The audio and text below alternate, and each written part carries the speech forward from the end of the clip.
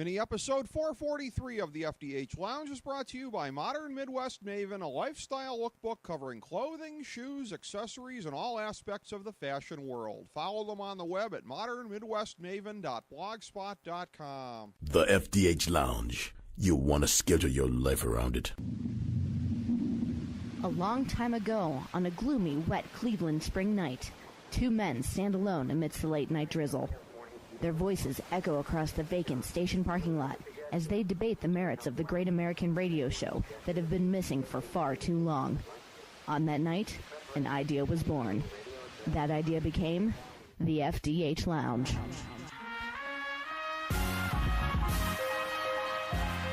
Welcome to the FDH Lounge. All right, everybody, welcome back to the FDH Lounge. Rick Morris and Kyle Ross. This is part 3 of 3, looking at the NFL win totals for 2014, our projections. We are up to the New York Jets, Kyle Ross, and the number that I found for them was 7. As I've indicated previously, you have probably more current numbers than I do. It is 7. It is still 7, all right. With an over of minus 160 juice and an under of plus 140. Okay. Now, we started this little venture here. The first team we talked about in part 1 was Arizona. Yes, alphabetically. Yes, that was a team that I love the under at 7.5. That's going to come as a surprise for some, given that they're, everybody loves the Cardinals, like we joke. They're going to be the fake dark horse team of 2014. A few other teams I've liked under this year, like the Chiefs under. I like the Panthers under. I like the Colts under. I like the Arizona under.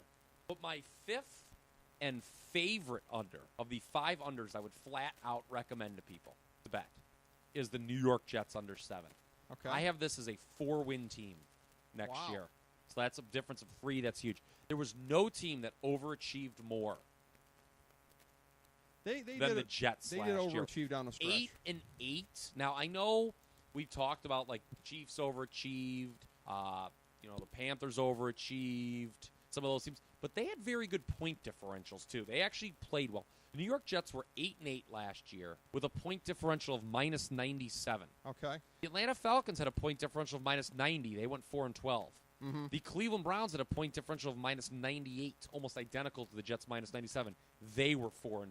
Uh-huh. This team was just not good. They got clobbered a lot. They were 6-2 at home, 2-6 on the road. Geno Smith, I'm not sold. Eric Decker's going to find life's a lot tougher without Peyton Manning. I'm going to tell you something right now. I try to be non-biased. I try not to look at the world in black and white terms. Mm-hmm. That being said, if you think the additions of Mike Vick and Chris Johnson to this team are positive, you need to completely reevaluate the way you watch football in 2014. They they lost Revis last year, but I don't think that they have that. They lose Cromartie, too, from the secondary. I don't think the front 4 looks pretty good. Right. Very good, to be honest, but we thought Rex Ryan could be in trouble last year. Turned out he saved his job. I think this is the year that Rex finally bids adieu. The New York Jets could have their name called first next year in the NFL draft. An awful team under all the way here. All right. They play the AFC West and the NFC North. I picked them for 7. The total is 7. I would, in all of these instances, I'm giving you a thing of what's more likely either way. If I settle on the number, I would say under. I would agree with you is more likely than over. Again, there's no way this team duplicates 8 wins. I just think, again, down the stretch, that if they were ever going to implode, if this was going to be the end of the Jets in the Rex Ryan era, I think we would have seen it at the end of last year. The man is like a cockroach. He will be around after the nuclear explosion. I don't think we're at the end of the Rex Ryan era yet. I just don't. I will say, again, and I don't want to put too much on this, but I did feel like, and I conveyed this during the NFL draft, good friend in the Media Alliance, the 21st Century Media Alliance, Russ Cohen of Sportsology, who's a big Jets fan. I congratulated him on the Calvin Pryor selection because a safety. Talked about it with Clinton Dix, a guy who's a kind of a franchise player there, can be a good tone setter for the defense. I think there will be some ripple effects coming from Pryor at safety, a good pick for the Jets there. Again, I think it's probably more likely to be Geno Smith than Michael Vick, which it should be. Again, this is a team that keeps bringing in, whether it be, the Tim Tebows of the world or whoever else, just to get headlines, and that's a bad thing. It's bad that they're more interested in chasing headlines, and I'd feel worse for Rex Ryan in that regard if he himself wasn't chasing headlines all the time. It didn't make much sense to me a year ago how they got to 8 wins. I expect to feel the same way when they get to 7 wins this year. I don't think it's going to make sense, but we've been waiting for the implosion of the Jets almost ever since they were on their big run, and it hasn't happened. They've just settled back into mediocrity. I think one more year of mediocrity is more likely, Kyle. I don't. I think this is a bad year. I think every year there's one team that really falls flat on its face. It can't just be Jacksonville and Oakland that are the bad teams this year. There's going to be somebody else. And every year there's a team that I go out on a limb and say, this team's going to be better than everyone else thinks. Every year there's a team that I go on a limb and say, this team's going to be worse than everyone else thinks. I have not yet decided who the team that is going to be better than everyone else thinks is. But as far as worse, it's the New York Jets. Okay. This is my favorite pick of the entire thing, under 7. All right. Well, and you mentioned Oaktown. Speaking of bad teams, let's go to one that I think is even worse. The over-under total I found was 5. Is that still current? It still stands. Okay. We talked about this before in the inverse sense in terms of Green Bay being over 10 or 10.5, whatever you find there. But on the extreme ends of it, it's hard to go under or over and make a recommendation. I will recommend under, as I did a year ago with Oakland, and I think I was wrong then. But 4-12 is my pick. Oakland, you talk about implosion teams. I think they're one. This is going to be it for Dennis Allen. They almost axed him last year. I said at the end of the season they will regret not doing so, because the next time and it has nothing to do with him personally, but the next time in the history of the league, it will be the first time when an owner flinches on firing a coach and then says later on, boy, that's the best thing I ever did. If you get to that point, you pull the trigger, because you'll never reconsider down the road. Dennis Allen will not lead them to the kind of season that makes Mark Davis say, wow, what was I thinking? I'm going to lock this guy up for 20 years. They put off the inevitable for a year, and it will bite them. Khalil Mack helps. Some of their acquisitions help. Matt Shaw was an upgraded quarterback, yes. And what does that say, given the way that he played last year? But it's not enough, Kyle. 4-12, put them under. I would definitely say, kind of going with your logic that you've been using here, 4-12 is a lot more likely than 6-10 with this team. Second year in a row that on paper the Raiders look like the worst team in the league. Yep. Talk about owners having the stones to fire a coach. Reminds me of the great Jimmy Haslam and the way he did Rob Chudzinski last year. What a brilliant move. Horrible a brilliant move. Chud deserved better. For the second time in his life, Chud was run out of Cleveland unfairly. Just I disagree. Shades of 08. Disagree completely. Mark Davis could learn from the ethics of both his father and Jimmy Haslam. How about Jimmy Haslam's brother, the Republican governor of Tennessee, Kyle Ross? Well, I don't care for him. 5 seems like a pretty good number, but like you said, if you made me pick, I'd say under. Okay. Just because, there's always a handful of teams that finish with 4 or less wins, and Oakland's certainly a candidate to do so. Yeah. I'll say this, last place AFC West, no doubt about it. I believe that. And last place in the AFC, and looking at records, I'll say last place in the NFL. I don't have anybody else as bad as 4-12. Moving next, alphabetically, to the team that they dispatched in Super Bowl, what was it? 15. 15, yeah. You're already picking up on my trends here. The Philadelphia Eagles, I found 9 as the over-under totals. That stand up? Okay. Yeah, that's 9 is still current. All right. I'm going to go under. I'm saying 8-8. I've been talking about this 8-8 logjam in this division here. I keep saying this, the same thing I said for Cincinnati, for Indianapolis, and for Carolina. I can't make a case for Philadelphia being one of the 7 teams at most to repeat in the playoffs next year. And you either believe that we're going to have a couple of years ago where it was 8 teams that made it back in, which is an extreme outlier, or short of that, you got to start picking off these other weak sisters here. For a team like Philadelphia, the Chip Kelly thing, it could have gone either way. And I talked about last year on the show the sliding doors theory of life. Chip Kelly comes to Cleveland and tries all of that crap, and they go 2-14, and he's turfed out of the league and probably never coaches in the NFL again. He goes to Philadelphia. It's all dependent on the circumstances, Kyle. It's completely dependent on the circumstances. You have to admit, he was a high-risk, high-reward hire. I mean, it was like completely different from what the rest of the league was doing. And coming in here and showboating with the personalized milkshakes for players and all of this other kind of stuff. I tip my cap to Chip Kelly. I tip my cap to progressive people. You know that. I understand that. But again, this guy made Nick Foles like a borderline Pro Bowler. High risk, high reward. And it worked out. And I think it will continue to over the long term. But I do too. Similar to what I said about Indianapolis, take a step back for a year. Yes. I think it's going to be a year of consolidation. Anybody out there, and I know enough people from Philadelphia, and I'm Facebook friends with enough of them to know this, to believe that they're as delusional as a lot of other people and think it's going to be a straight line. They do. Progression. Everyone's picking this team to win the division. Yeah, win the division. It's all you had to go to the Super Bowl. No, sorry. You will not win the division. You will finish with the same record as your dear departed hero, Deshaun Jackson, at 8-8. And Deshaun Jackson's new team will win the division. Yours will not. Philadelphia at 8-8. Wow. Strong takes all around, Rick Morris. I'll tell you what, I agree with a lot of what you said. Okay. Grantland might call that a hot take, but yes. I'll stay with it anyways. I like Chip Kelly a lot. If you remember last year, before the season, I said the Eagles would be one of the most improved teams in the league. Okay. I picked them 8-8, coming off a 4-12 season. That's about where I had them, I think. And they finished 10-6 and won the division. Yeah. Nick Foles, I don't think things could have gone any better for him. Right. Touchdown interception ratio was out of this world. The receiving core overachieved. Riley Cooper, they're banking on this guy again. That's scary. Well, I think they're hoping for a bounce back. Well, yeah. Riley Cooper, yes. I don't think he's hanging with Mr. Cooper. I'll tell you that much. I don't think he is. Well played, Kyle Ross. Well played. No, well, they're looking for. And again, I don't think this is going to completely replace the production of Deshaun Jackson. They're not going to be able to replace that production. They got peak production out of a guy. I never thought he could have a year like that, but they're clearly hoping that the return of Jeremy Maclin is going to do something. And again, they added some help in the draft as well here. And I'm looking to see now who specifically I am talking about. It was should have it right in front of me here, and I'm scanning to see. But Jordan Matthews, there we go. Yeah, they're hopeful that Jordan Matthews is and going Huff to be. out of Oregon, obviously somebody that Kelly knows well. Huff, yes, yep. that could be something to help as well. I still don't think, again, collectively this year that they make up for the loss of Deshaun Jackson. So that's part of the whole. I'm not sold on Nick Foles, is what it comes down to. I am not. Yeah, there is no way in hell Foles is as good this year as he was last year. Let's see this team did lead the league in rushing. Keep in mind, Sean McCoy.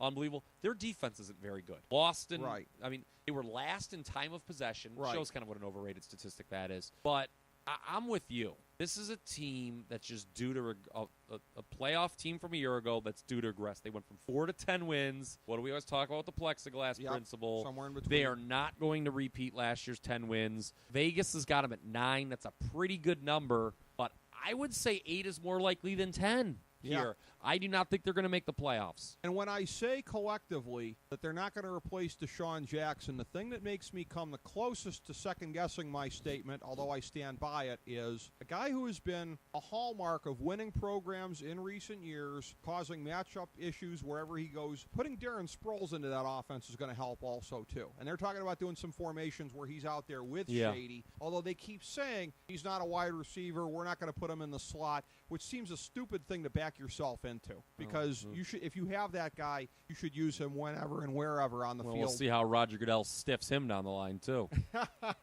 He stiffed Jimmy Graham. That was an arbitrator, by the way. That was Roger Goodell had nothing to do with that. Yeah, I'm sure the dictator didn't slip him a C note or something like that. Well, the most important thing is that you're not bitter about it, Kyle Ross. Well, it was great. Actually, let me tell you why I was so big on that thing right now. While we brought that up twice in this thing. So last year, inexplicably, in my fantasy football league, these two guys in the league really were hung up on this and really wanted a tight end only position. Okay. I was so opposed to it. Most leagues have that. Mine doesn't for whatever reason. Really? See, Ricky, I don't like. I'm in an old school '90s league where we don't have mandatory tight end. Yeah. See, I like that. We had that for years. It was just. It was factored in. You Three could wide have receivers / tight ends. Yes. There are years when I actually would start 2 tight ends if I had Vernon Davis and Jimmy Graham. But at the end of the day, and it was a disaster. I got no production on the tight end spot. It was stupid. Right. Anyone who likes mandatory tight ends is stupid. Okay, I'm not going to hold back here. It's stupid. I was so glad. And so it makes it harder, though. It means more when you win in a tight end league. I'll give you that. No, it doesn't. It's dumb. Okay, and you know why this one guy won? You grow hair on your chest doing it that way, Kyle Ross. Yeah, and you know what? You know who likes tight end fantasy football leagues? Who? People who think the Big Ten is a strong hitting league. And, this is AFC North football. That's factually incorrect, Kyle Ross. My dad doesn't play fantasy football. Oh, okay, there we go. Okay. But I was so this Jimmy Graham thing, if he was been ruled a hybrid, I was like, oh, that'll kill it. Because if he's not classified as a tight end by the league, that's great. Right. Well, they still did it, but it was great. I demanded a revote anyway, and we expelled the mandatory tight end position 7-5. So all right. there's a something that no one will care about, but I just wanted to get that off my chest. Most importantly, yeah, you got that off your chest. Tight ends? Yeah. Well, I'm not clamoring for my leagues to switch over to that either. I'm fine with it the way that it is in mine. Oh, love it. But I think other people should have to do that, Kyle Ross. That's kind of how I look at it. What? Other people should have to carry the burden of tight end leagues. Stupid. It's dumb. Well, and as long as we're getting to personal takes of mine of a questionable nature here, my lifelong loathing of the Pittsburgh Steelers. Oh boy, here we go. I want to give a shout out, by the way, to 21st Century Media Alliance Anthony Petrone of the Unheard Scene music program, who this week is vacationing through Pennsylvania, spent a little bit of time in Pittsburgh, and was probably wearing his Cleveland Browns shirt everywhere, infuriating all the locals. Hats off to you, Anthony. You're my kind of guy. Doesn't impress me at all. I find that to be a very good thing that he did. Yeah, did I tell you, by the way, while we're talking about random things that no one cares about? I didn't tell you, so I went to Seattle for the first time. You did? Last week, yes. That's right. This is going somewhere. Don't worry. So we went to a. We will get to the Pittsburgh Steelers momentarily, folks. Okay. And I went to a Mariners Red Sox game at Safeco Field. Okay. And some stupid child stands up at the end of the game and starts just clapping about how great the Red Sox are. Uh huh. And they won that game. Iwakuma stunk for the Mariners that day, but it was like the only game the Mariners lost over a 2-week span. Right. And the Red Sox continue to plummet further and further under 500. Yep. That win only allowed them to avoid what would have been a sweep that week in Seattle. Right. And this guy's clapping, like Ted Williams is, is galloping on the field again. Talk about the headless horseman. Like he came out of the freezer. Yes. So you know what I did? What? I yelled, "The Red Sox stink!" And this guy was so mad. This guy wanted to fight me. It was pretty funny. And the guy and Cammy was so disgusted. Uh-huh. She's like, "I cannot believe you're picking fights. You don't even like the Mariners." And this guy behind me is like, "I got your back."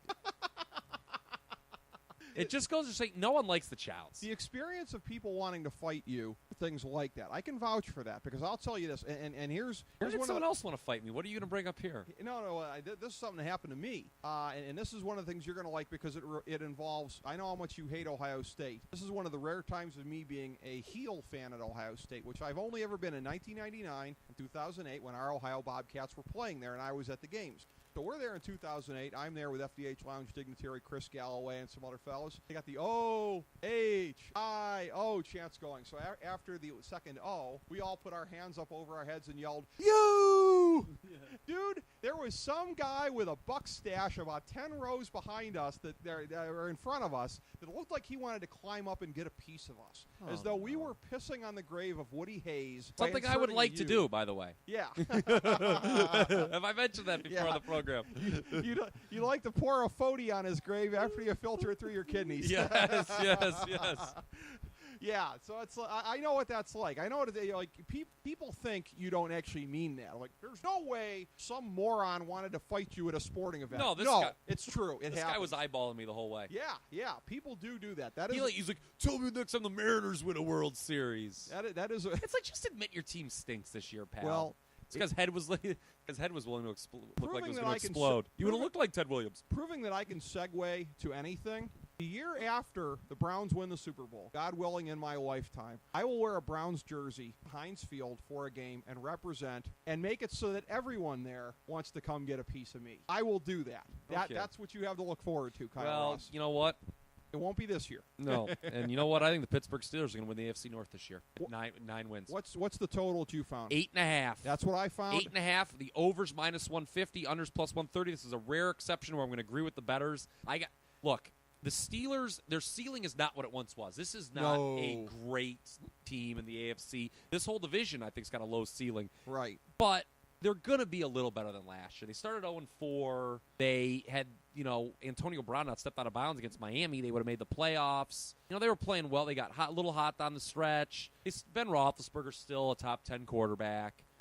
Defense, which could not create turnovers to save its life last year. The law of averages says they will. I still don't like that secondary at all. Troy Polamalu, this guy is ancient. Yeah. Blake Taylor is one of the worst cornerbacks in the league. I question the Shazier draft pick. Yeah. Early reports say he's looking great in Dick LeBeau's defense. Well, that's a high-risk, high-reward pick. It seems like a reach for as high as they took him. But if he fits well, then it's worth it. But they desperately needed help in the secondary. Had they addressed the secondary, I might have put him ahead of Baltimore. As it is, I'm not. I'm saying 8-8. I think it's going to be much like what we've seen from them in the last couple of years, up and down, a struggle through mediocrity. They're going to be there at the end. I just don't think they're going to catch Baltimore. I just really don't. So I'm a little higher on Pittsburgh than you are Baltimore. It's like in the NFC North, I'm a little higher in Detroit, while you're a little higher in Chicago. Yeah, exactly. So Pittsburgh is now they're my default winner of the AFC North right now, although don't put that in stone. I really want to shock the world when we reconvene and make our playoff picks in a month. I really want to shock the world. I don't know if I can. All right. Well, we'll see how that goes. And, again, preseason will have been underway. We'll have a little bit better of a chance to have seen some teams there. There could be injuries always. You never know. Exactly. Now, I know I biffed on the alphabet 1 or 2 points previously here. I believe San Diego is up next. Am I correct? Okay, yes. San Diego. San D comes before San F. Okay, thank you. Thank you. I shall note that. That's sort of like with the pedals here, gas and brake. It's like I've just now gotten to the point where I can remember which is which with those. Gotcha. So San Diego, I found, curiously enough, 8 as the totals. That's so did I, and that seems really low. Overs -120, under even money. I have not recommended a lot of overs. Ironically, I liked the Browns over 6.5 was really the only over I really liked so far.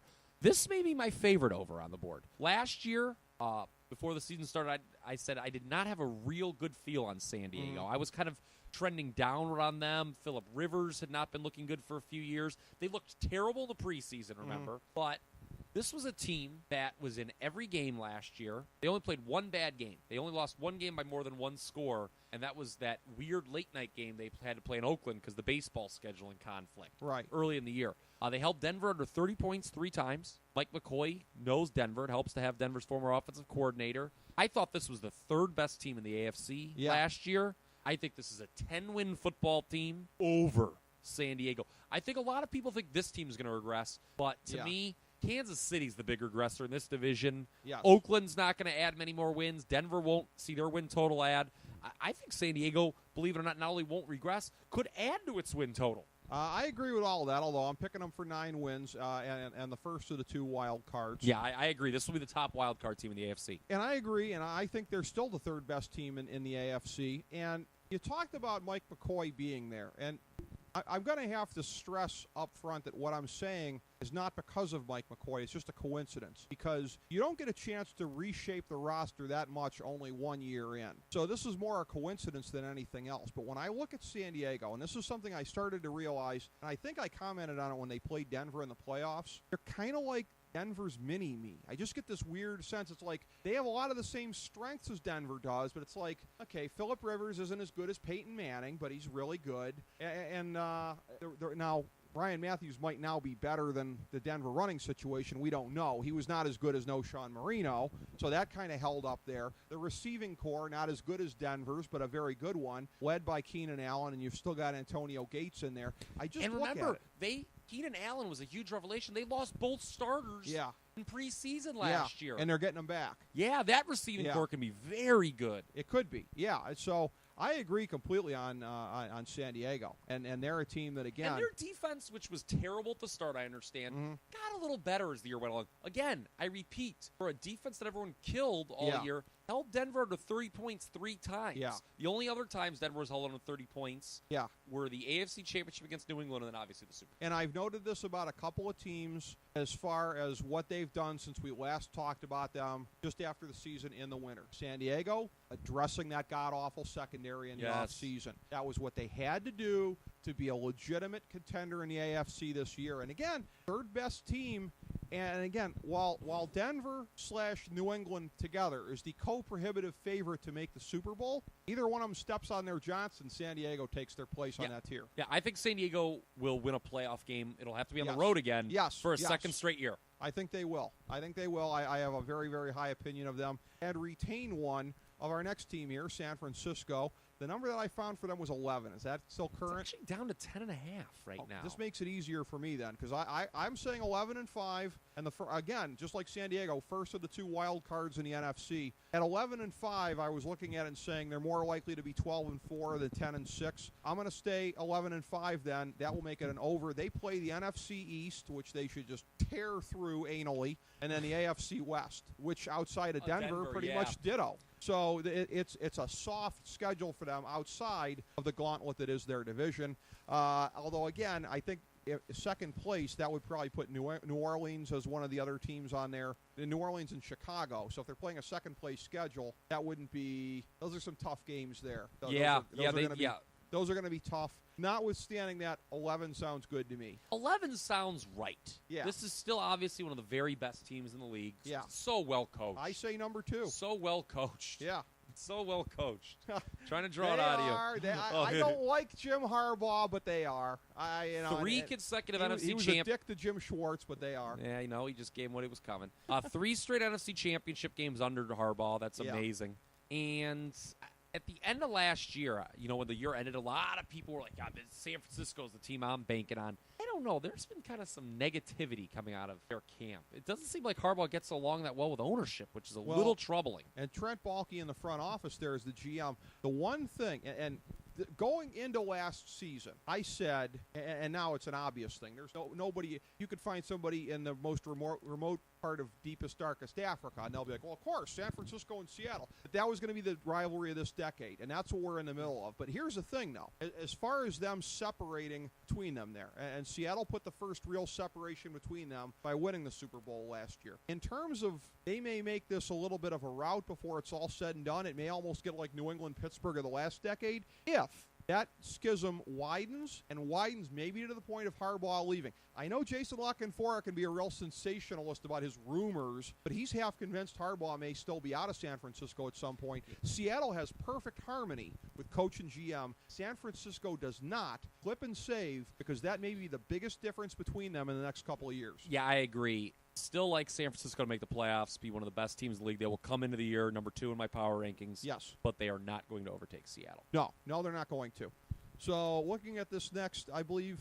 Speaking of. In the division, well, would it be? It'll be Seattle. Seattle next, okay. Yeah, we're going to now. This is great. We're going to hit the NFC West. Although technically, maybe we should have gone St. Louis if you're going SAINT. Oh, Jesus Christ! Does it come to this? I think Who would so, you like to do first? Who would you like to do let's first? Do Seattle. Okay, yeah. we'll do Seattle. Here, this just in. They're good. Yes, They're not much good. to say about them. The number's 11. Okay, same number I found. As you said, it's hard tough to say go over 11. But I'm going over. Yeah, 4. Look, I don't want to pat myself on the back here when it comes to Seattle, but midway through the 2012 season, I told you to look out for this team. They impressed the hell out of me, even losing to Atlanta that year in the playoffs. I told you before last year they were going to win the Super Bowl. They did. Here's what's scary. Now, they lost some stuff on defense, and it's really going to be tough for that secondary to be as good as it was last year. Because it was basically in the discussion for greatest secondary of all time, single season. Very close. It's on a very, very short list. But here's what you have to remember with the offense. Russell Wilson's still improving. Yeah. And now they're going to get Percy Harvin, hopefully, knock on wood, for a full season. Paul Richardson, an excellent receiver out of the draft, to join them there. Yes. That's kind of frightening. I mean, you saw what the difference Harvin made in the Super Bowl. Yes. He played, what, like a game and a quarter in the regular season last year? They went 13-3. This team does not lose at home. Right. It's very difficult to see this team doing worse than 12-4 and home field advantage. You know what? And I'm glad you phrased it that way, worse than 12-4, because here's the thing. For anybody that looks at us and says, okay, Chalky McChalkerson, 12-4 for the Super Bowl champions. Let me tell you something, and I understand what a mouthful this is. There's not 4 games that they're likely to lose, right? We're giving them losses in a couple games that they shouldn't lose. They will be an underdog once this year at San Francisco. Right. They should, on paper, split with San Francisco. And then you show me where the other 3 are supposed to come from. We're 12-4, arguably, is a pessimistic take. Don't anybody tell me that we're drinking the Kool-Aid about Seattle because we're picking the defending champions at 12-4. Well, look at what's on this roster. And keep in mind, anyone who says that can kiss my ass, quite frankly. Me too. Because the last 2 years, all I've done is pick defending Super Bowl champions not to make the playoffs the following year, keep in mind. Yeah. And they didn't. And that's the difference, is that Seattle, and Seattle wouldn't have had to win the Super Bowl 43-8 for people to see there's a difference between them and Baltimore the previous year. And the Giants. Baltimore, yes. Well, the Giants and the Packers were, I don't even want to diminish it by saying flukes, but one year teams that they were the best team in the world from the end of December through February. And it didn't necessarily say anything beyond that. For Baltimore, we see now, since they didn't make the playoffs last year, it capped off the Baltimore Ravens era of, the 5 consecutive playoff things here, whatever. We're at the dawn of it for Seattle. The one thing that surprised me during the Super Bowl, they chucked up a graphic as far as youngest teams, as far as core to win the Super Bowl, and they didn't rank. I would have thought they would have been number 1 or 2 or 3. I know like the 92 Cowboys were ahead of them. I think maybe like the 74 Steelers. So they're not as high up on there as I thought, but they're still. It's still a very young team. Exactly. Look, I think maybe both picked Green Bay the year after they won it to repeat. Yes. And they went 15-1 in the regular season. Yeah, and then they great pick by us. Yeah. Yeah, and then they just ran into a hot Giants team. This is clearly the best team since that one with a chance to repeat, and maybe even a little better. Right. And that you're starting to see now, and here's the thing, and again, do another shot out there, everybody. I'm going to say historic again, but the job of this front office and Pete Carroll, as much as I don't like him, but the total comb over of the roster in the 4 years from when they got there to the roster that won the Super Bowl, and they did it with a lot of mid-round picks, even some free agents, doing it with guys that didn't cost a whole buttload like some other teams out there because of that, but. The disease of of me transcending the we. You're starting at Richard Sherman. I'm not going to settle for anything less than the top dollar. It's going to be like a Drew Brees kind of a thing here. When everybody has to get paid, that's really going to put the onus on them. They're going to have to stay at that historic level of generating guys out of nowhere because the team we saw last year may never be duplicated. Well, a lot of them are already starting to get paid. We already saw Sherman get paid, and Wilson obviously will be after the season. Red Bryant, I think, got bounced, but I mean that's not a killer. No, what happens is you start to lose your depth. But you can afford to lose Golden Tate. Yes, so, yes, especially when he sleeps with your quarterback's wife. Allegedly. Allegedly. Yes. But here's the thing. Remember last year everyone was worried how many times they had to go out east, Seattle? This year, remember they played the AFC West interconference. Yeah. Non-conference. So that helps. They still have to go to the East Coast a couple times. They're at Washington, but that's off a bye, kind of early in the year. It's a primetime game. The only primetime game they have after the opener, because the networks are terrified of them beating teams 45-0 at home. No, they actually have one more, it turns out. They have a couple Sunday night games. No, it's at San Francisco primetime. Yep.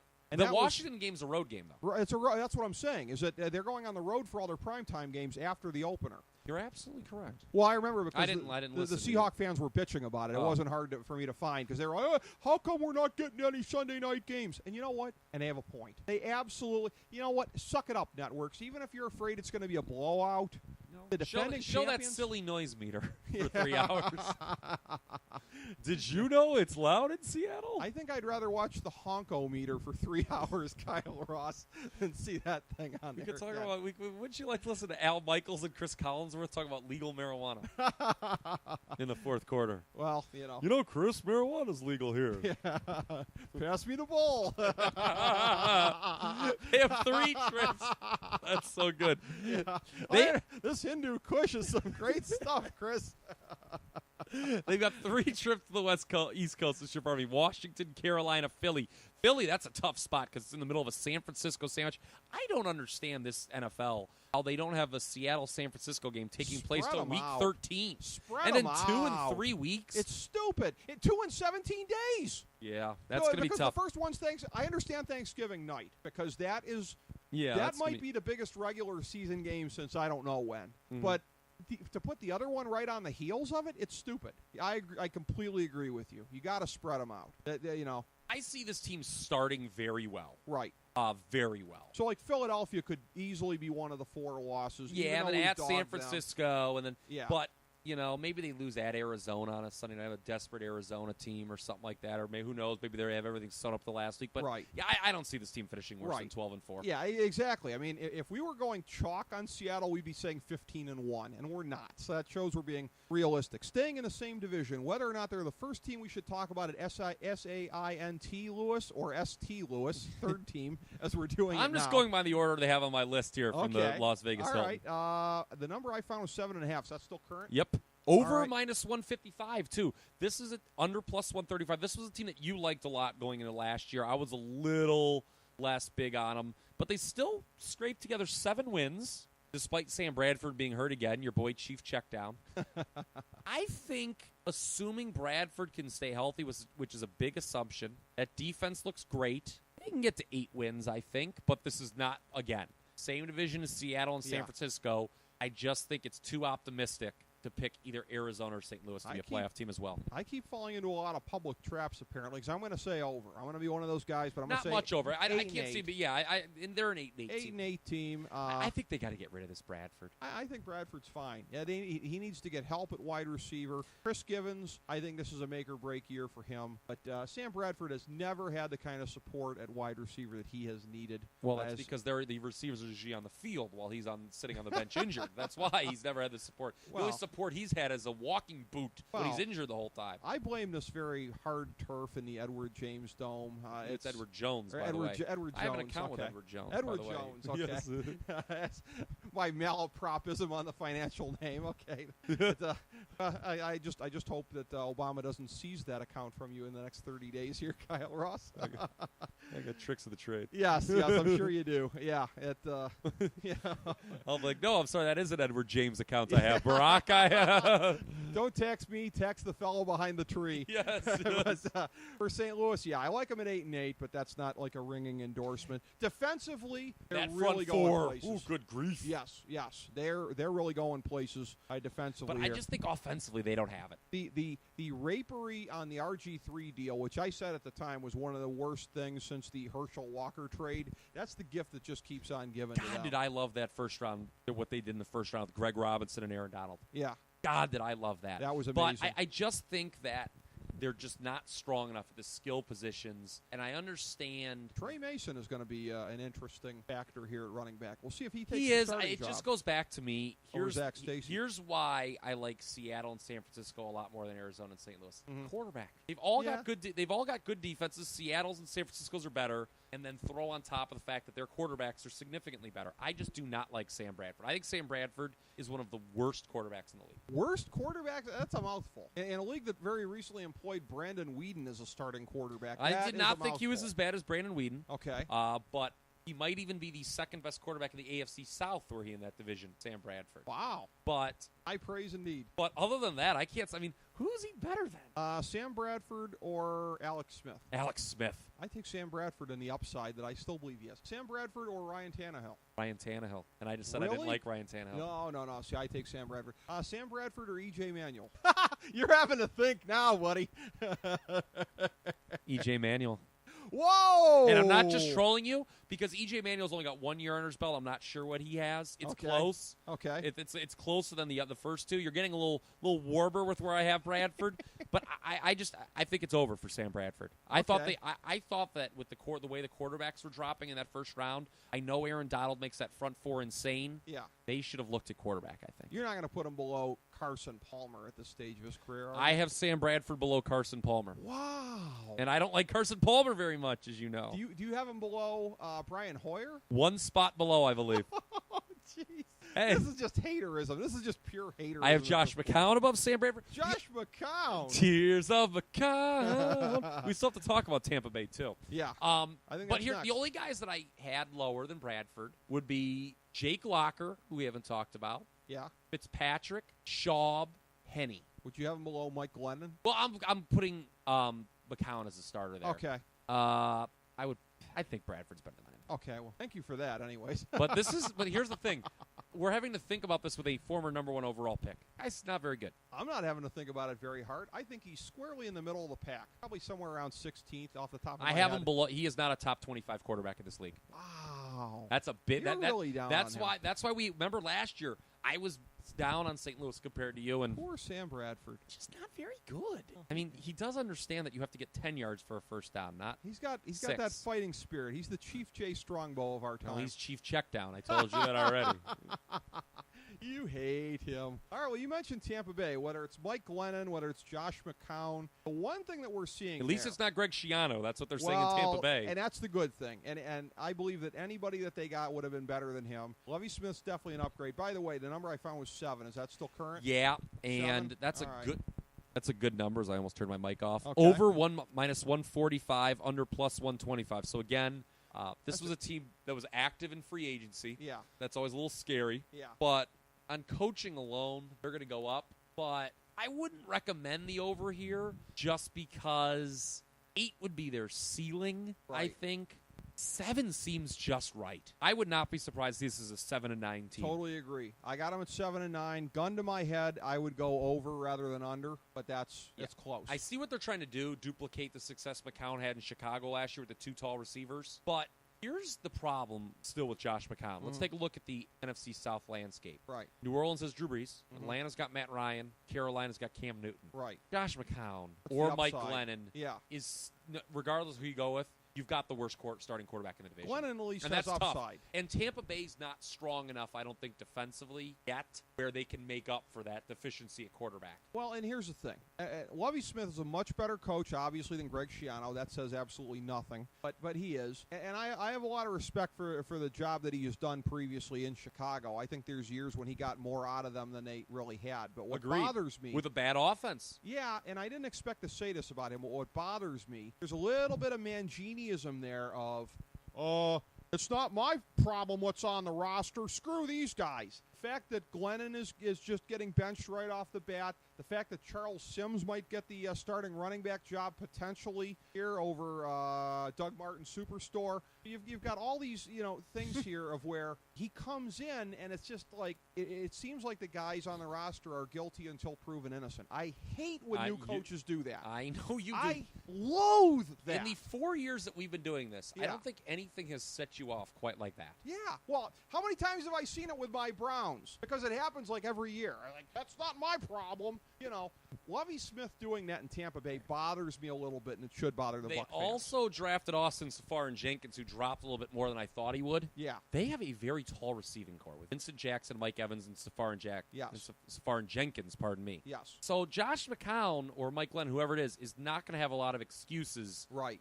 if they can't get the ball to these receivers, unless Right. they're all lousy route runners. Right. And Doug Martin's coming back. This team could actually be, you know what? If you made me pick over or under, I'd go over. Here, if you made me pick, I cannot see them only winning 6 games. That's what I'm saying. Gun to the head, I go over. They're more likely to be 8-8 than 6-10. I agree with you on that. We go to another team that really more than them just exemplifies mediocrity or probably even sub-mediocrity at this point. The Tennessee Titans, although they did a very good job in hiring my boy Coach Wiz as their head coach for this year. Over-under total I found was 7. Does that still hold up presently? And again, like the last 2 teams, Juice is on the over, minus 135. Juice is on the over? Okay. Which surprised me because when you think public teams, the Tennessee Titans do not come to mind. Where's the mass optimism for the Tennessee Titans and Jake Locker right now? I told you that this is a team I never have a good read on. Last year, I thought they would be one of the worst teams in the league. Me too. And they weren't. And I thought Mike Munchak, you talk about quarterbacks, coaches that got a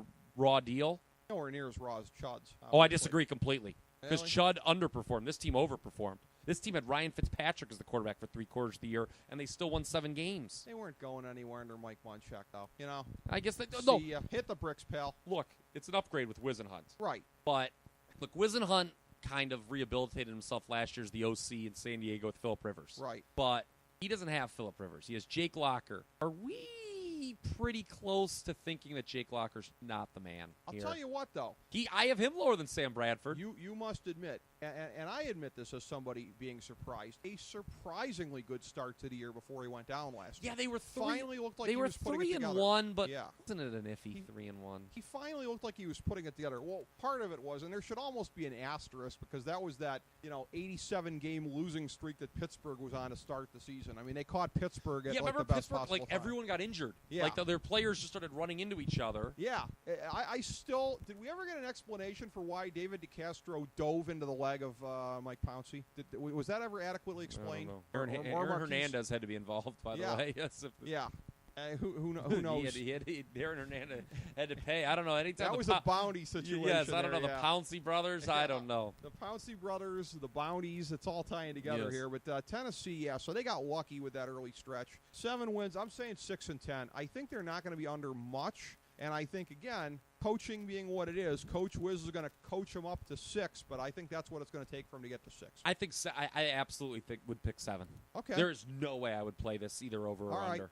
And so you don't even have a preference either way? I really think, like Minnesota, this is one of the best numbers on the board. Okay. I just see Tennessee as a 7-9 team. I was surprised Wisenhunt took this job, not over Detroit. I don't know what the reason is.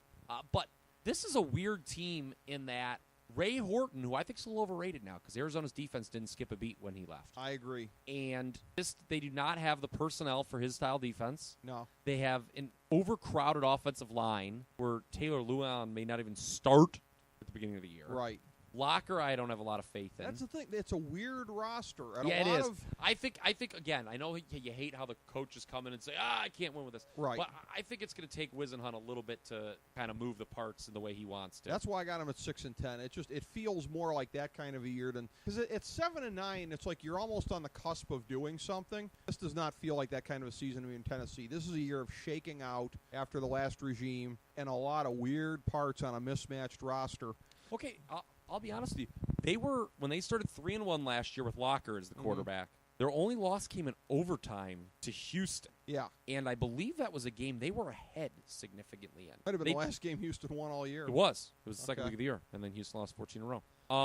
They beat San Diego by 3, and then they clobbered the Jets, not overrated bunch. Mm-hmm. Locker did play 2 games. Locker was actually 4. They were 4-2 actually when Locker played. Okay. Again, that speaks very poorly to Fitzpatrick. Yeah, I would agree. Well, Fitzpatrick is he's overrated as. So they were 3-6 when Fitzpatrick started. 4-2 Locker. You know, for a guy coming in to try to save the day, he is overrated. Ryan Fitzpatrick is a homeless man's Billy Volek, essentially. And here's the thing: Tennessee's 2 losses with Locker as the starter, Houston in overtime. I just mentioned, and then San Francisco.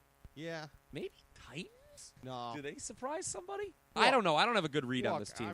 I'm picking Buffalo for the second wild card in the AFC. That's a hideous pick. I'll be honest with you. That's a bad pick. I'm going to give you a chance to revisit that one in a month. I'm probably going to stay with it. So, I think it's a bad pick. My point to this is none of this. Bad pick, Ricky. It's a bad pick. We'll see at the end of the year. I don't think you even know who your second wild card is yet, but you're gonna pick somebody that I don't know what I'm eating for dinner tonight, let alone the second wild card. Are you kidding me?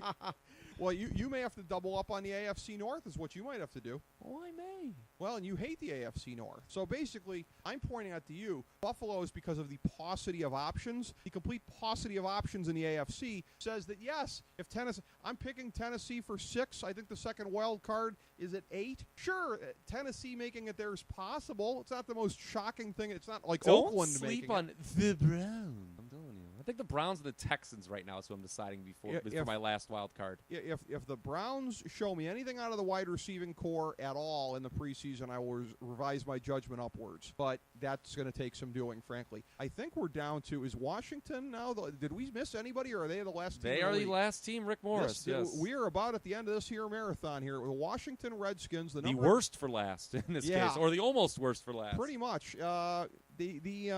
The number that I found for them is 7.5. So that's still current? It sure is. Okay. And this was a team that won 3 games last year. So, again, big bounce back predicted by Vegas. Yeah, so that's baked into the cake. And I said it before, a division of only the Giants, I think, not being at 8-8. I got the Giants at 7-9. I will take Washington at 8-8. And, again, to win the division, because Philadelphia, again, I keep coming back to it. I can only vouch for 7 teams based on history to repeat and make the playoffs. Push comes to shove, I can't make Philadelphia one of those 7 teams. I can't go on Dallas. They just haven't shown me enough the last couple of years. The Giants, I already picked them apart. For Washington, a lot of times here again, you get that steroid effect year one. Again, not the same kind of steroids as the Steelers, but the steroid allegedly. Effect. Yeah, allegedly. Artificial effect of a new coach coming in. Jay Gruden, who I have an appreciation for his mind, he did a really good job, I think, getting the most out of the situation. Yeah, with in Andy Cincinnati. Dalton. Andy Dalton, yeah. I mean, people look at that and go, why does Andy Dalton still suck when it counts? I give him credit for what he got out of Andy Dalton in the regular season. Again, let's not forget, too, we're in an era now where I think this is for the better, where we appreciate the totality of the canvas as far as coaching jobs. David Blatt gets onto the radar for the Cleveland Cavaliers by being arguably the best coach in Europe the last couple of years. So do not smirk anyone when I say Jay Gruden tore it up in the AFL. In the arena league, he did a great job. That, to me, is part of his track record. He comes into Washington. I don't know if he can sustain it over the long haul. I still think RG3 is insanely overrated. I think that he is what he did his first year. Those are not sustainable things. No, they didn't turn the ball over. I mean, again, it's turnover ratio. Washington, how many times have we said this? It's so ironic that we end up with them. Yeah. Not as good as 2 years ago. Right. Not as bad as last year. Right. So they're somewhere in the middle. Somewhere in the middle. Rick Morris, this is crazy. Like, people listen, Redskins to win the division? I think I agree with you. By process of elimination, I have Washington over 7.5. Yeah, me too. I think they'll be an 8 or 9 win team, and I think I may pick, because I'm like you, I can't pick the Eagles to win the division. I have too many repeat teams. Yeah. I think the Redskins, smart people still thought this team might be good last year. Right. We did not like them. They were the team. We both said 6 and 10. Yeah. They were even worse. So this team is going to improve to at least 8 wins. I think the Redskins. Yeah. And every year since realignment, there's been a last place team that goes and wins the division the next year. It could be this one. And this is it.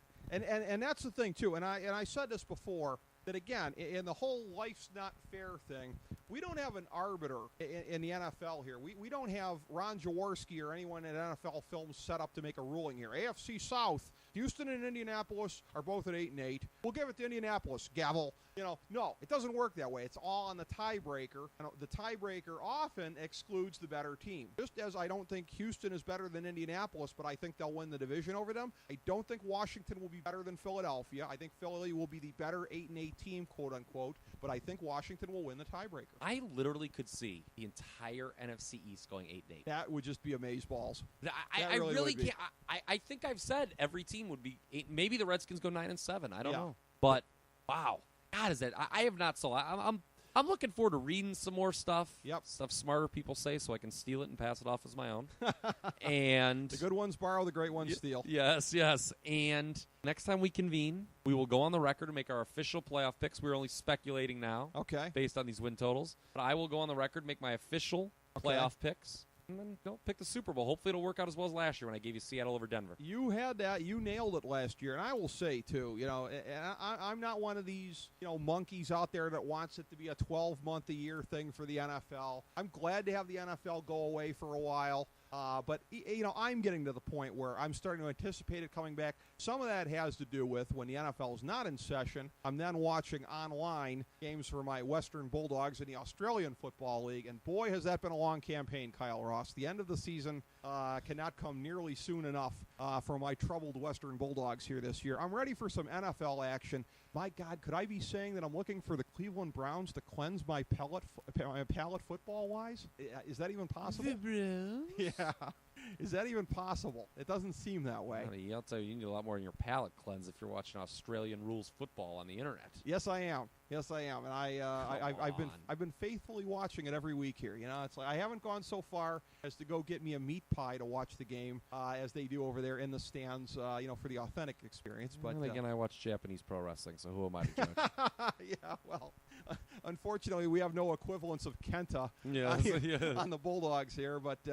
Yeah, some real NFL football to look forward to, and we thank you all for checking us out here. Our 3-part series, and again, as Kyle has indicated, we did it in 3 parts. We did it in 3 parts, yeah, notwithstanding what we thought it would be 2.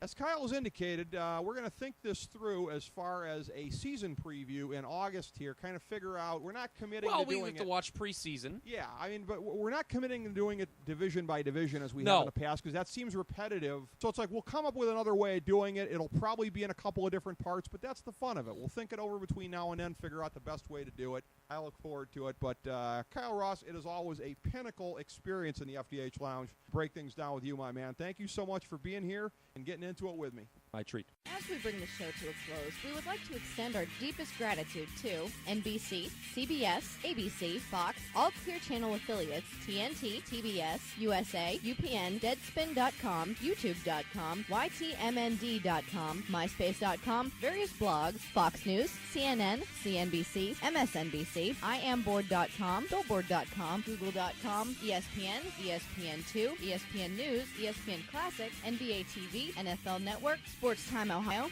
Athlon Magazine, Comedy Central, Cartoon Network, The Boomerang Channel, QVC, BET, The Spice Channel, Steno Notebooks, Manwich, Papermate Office Supplies, waitresses, strippers, bartenders, garbage men, janitors, microwave popcorn, the writers of The Office, Scrubs, Entourage, My Name is Earl, Oz, Metalocalypse and the Boondocks, Aquafina, and the periodic table of elements.